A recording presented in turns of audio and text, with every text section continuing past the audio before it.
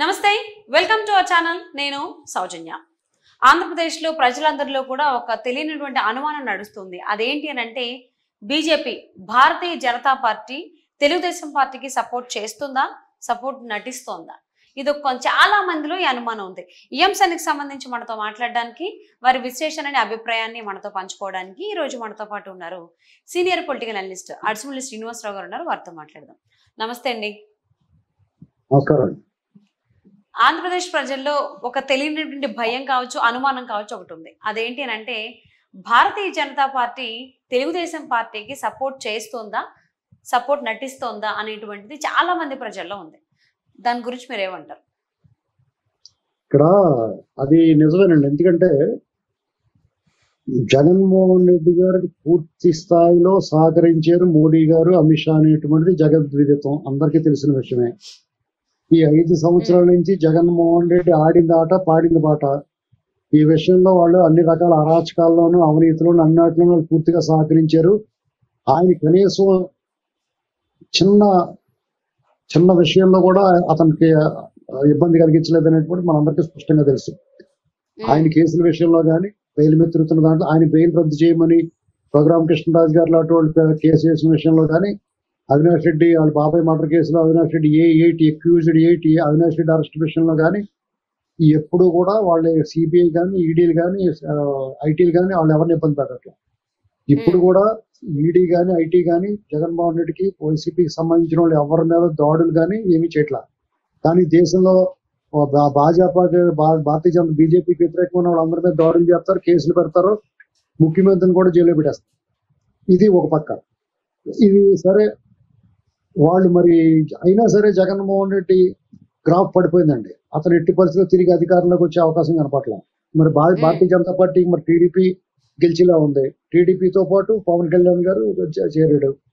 వీళ్ళిద్దరు కూటమి ఘన విజయం సాధించేలా ఉంది. జగన్మోహన్ రెడ్డి డిజాస్టర్, అంటే జీరో లెవెల్ పడిపోయింది అయింది. అటువంటిప్పుడు మరి బీజేపీకి మళ్ళీ టీడీపీ కావాల్సి వచ్చింది.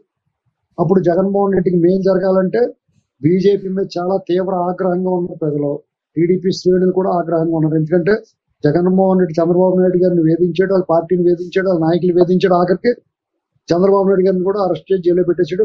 లోకేష్ గారు పాదయాత్ర అడుగున ఇబ్బంది పెట్టాడు. అనేక దాడులు.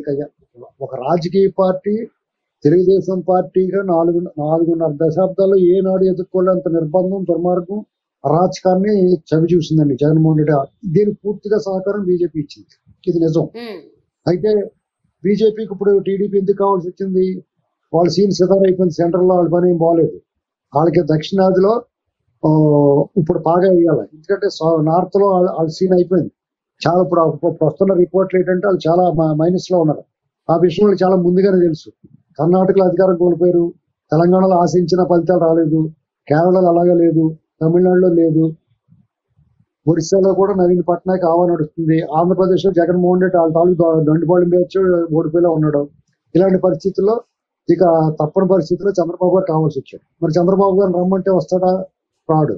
కాబట్టి జగన్మోహన్ రెడ్డి ద్వారా ఈ అరాచకాలన్నీ అలాగా చేయిస్తున్నారు. కాబట్టి డైరెక్ట్ గా చంద్రబాబు నాయుడు గారిని అటాక్ చేయించేశారు, ఆయన జైల్లో పెట్టించారు. ఎన్నాటిలో పూర్తిగా బీజేపీ సహకారం ఉందండి, వాళ్ళ పాత్ర లేకుండా లేదు. ఇది అలాగా బ్లాక్ మెయిల్ చేసి వాళ్ళు చంద్రబాబు నాయుడు గారితో పొత్తుకి ముందుకు వచ్చారు. ఆ పవన్ కళ్యాణ్ గారు కూడా నేను తీసుకొస్తానండి. పవన్ కళ్యాణ్ గారు తీసుకురాకపోయినా కానీ వాళ్ళు వచ్చేస్తారు పొత్తుకి. ఏంటి కేసులు అయి పెట్టి రకరకాలు చేసి ఆయన జైల్లో ఉండగానే పవన్ కళ్యాణ్ గారు కలిసి మాట్లాడటం ఇదంతా కూడా ఒక ట్రాప్ అండి. జగన్మోహన్ రెడ్డి మేలు చేయటం కోసమే అనుకుంటున్నాను, నేను భావిస్తున్నాను. ఎందుకంటే మొదట్లో సరే జగన్మోహన్ రెడ్డి ఓడిపోతున్నాడు కాబట్టి వీళ్ళు ప్లేట్ మార్చారు అనుకున్నాను. కాదండి, ఇవాళకి కూడా మీకు బొమ్మరేడు సినిమాలో లాగా ఇప్పటికీ నా చేతులు మీ చేతిలోనే ఉన్నాయంటాడు, అలాగే ఇప్పటికి కూడా ప్రేమ అలాగే ఉంది. కాబట్టి వాళ్ళు మొఖాలకు 6 సీట్లు అవసరం అండి, ఎంపీ సీట్లు ఎలా గెలుస్తారు చెప్పండి వాళ్ళు. అంటే టీడీపీని 17 సీట్లకు పరిమితం చేసి జగన్మోహన్ రెడ్డికి మేలు చేయాలనేటువంటి ఉద్దేశం స్పష్టంగా కనపడుతుంది. దాంట్లో బాగా అర్థమైపోయింది ఏంటంటే సిట్టింగ్ ఎంపీ రఘురామ కృష్ణరాజు గారి సీటు విషయంలో వాళ్ళు అడ్డం పడటం, రఘురామ కృష్ణరాజు గారిని అకామిడేట్ చేసి ప్రయత్నంలో టీడీపీ చాలా రాజీ పడాల్సి వస్తుంది.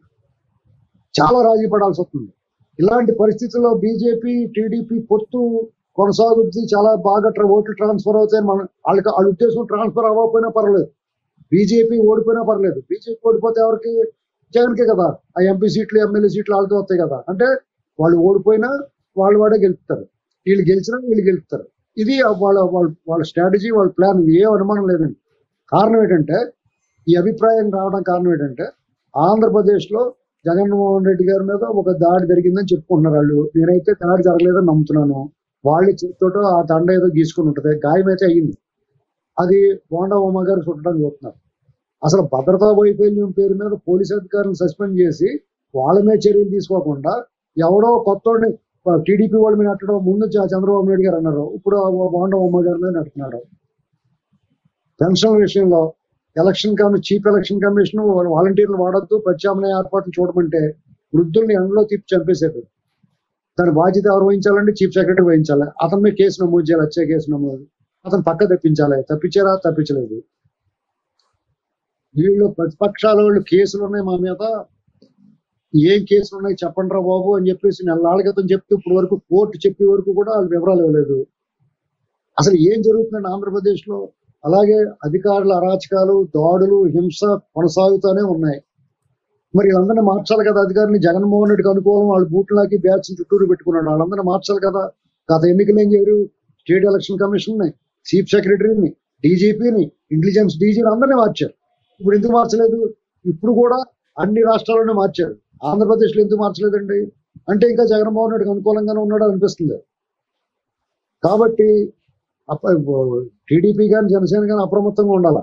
బీజేపీ నమ్మకూడదు. మీకు ఒక విషయం చెప్తాను, మీరు చూసారో లేదో, షోలే సినిమా చూసారా మీరు? షోలే సినిమాలో అమితాబ్ బచ్చన్ దగ్గర ఒక కాయిన్ ఉంటుంది. ప్రతి దానికి హెడ్ అండ్ టైల్ వేస్తూ ఉంటాడు, బొమ్మ బొరుసే వేస్తూ ఉంటాడు. ఆఖరి వెళ్తుంది, రెండు వైపులో కూడా బొమ్మే ఉంటుంది అనమాట. అర్థమైందండి? ఏది పడినా వాళ్ళకే అతనే గెలుస్తాడు. అలాగే ఇప్పుడు ఎవరు గెలిచినా, బీజేపీ గెలిచినా, జగన్ గెలిచినా బీజేపీకి మేలే, ప్రయోజనమే. అదే వాళ్ళ ఉద్దేశం కింద కనిపిస్తుంది. కాబట్టి నా ఉద్దేశం ప్రకారం ఇప్పటికే మించిపోయింది ఏం లేదు. బీజేపీ వల్ల ప్రయోజనం లేకపోతే వాళ్ళు ఏదో నిధులు ఇస్తారో, రేపు ఎన్డీఏ గవర్నమెంట్ వస్తుందని ఎవడో ఆశ పెట్టుకోలేదండి. ఇప్పుడు ఫ్రీ అండ్ ఫెయిర్ ఎలక్షన్ జరుగుద్ది, న్యూట్రల్ గా ఉంటారు, సిస్టమ్ లా పనిచేస్తే, చట్టానికి లోబడి పనిచేస్తారు, చట్టము రాజ్యాంగం అమలు అవుద్దని చెప్పేసి వీళ్ళు పుచ్చిపెట్టుకున్నారు. అది జరగనప్పుడు ఇప్పుడైనా మించిపోయింది లేదు, బీజేపీని వదిలించుకోవడం మంచిది. జనసేన టీడీపీ సరిపోతారు. అప్పుడు వీళ్ళకి కమ్యూనిస్టులు కలిసి వస్తారు, మిగతా వర్గాలు కూడా కలిసి వస్తాయి. ఒకవేళ నిజంగా వైసీపీ అరాచకాలు చేస్తే గవర్నెన్స్ తొక్కే చేయండి, తిరగబడలేరా? రాజ్యం వీరభోజ్యం, యుద్ధం చేయాలా, తప్పదు. బీజేపీ ఉంటే సరిపోతుందని అనుకోకూడదండి. కాబట్టి నా అభిప్రాయం అయితే బీజేపీని వాళ్ళ వల్ల ఈ అరాచకాలు అరికట్టకపోతే, ఈ డీజీపీని వాళ్ళని మార్చకపోతే, జగన్మోహన్ రెడ్డి తొత్తుల్ని మార్చకపోతే కనుక బీజేపీతో పొత్తు కట్టింపు చేసుకోవడం మంచిదని నా ఉద్దేశం. సో ఈ అంశానికి సంబంధించి మీ అభిప్రాయాన్ని మాతో పంచుకున్నందుకు thank you so much Srinivas గారు.